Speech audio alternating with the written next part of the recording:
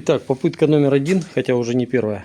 Короче, запускаем двигатель без прокладки ГБЦ. Зазор примерно 0,5. В общем, где-то пару минуток работает.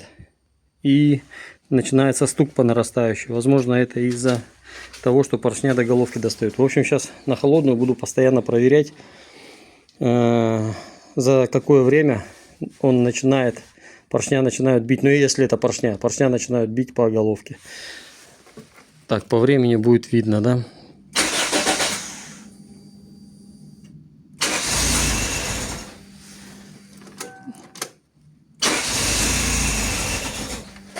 Так, у меня получается трамблер в крайнем положении, то есть запаздывание зажигания, то есть он запаздывает.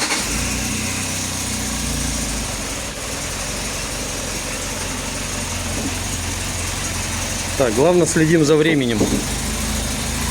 Трамблер повернутый, получается, сейчас вправо, поэтому, то есть, чтобы его против часовой повернуть, он обороты будет набирать, но у меня не работает.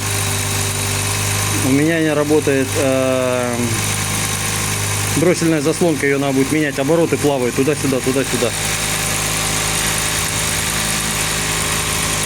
В общем, пока вот работает нормально какое-то время, потом начинает стучать, непонятно из-за чего.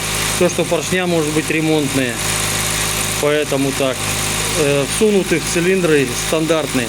Я на токарном станке юбку, получается, стачивал, чтобы поршня засунуть в эти цилиндры.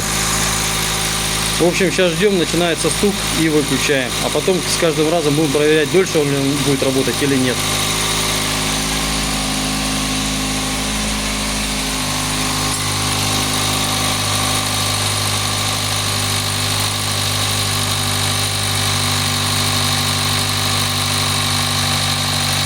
Все, стук начинается. Выключаем.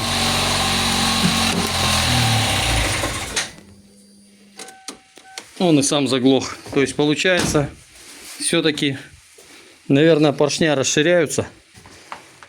И он просто клинит. Наверное, так. Ладно, по времени потом посмотрю, сколько он проработал.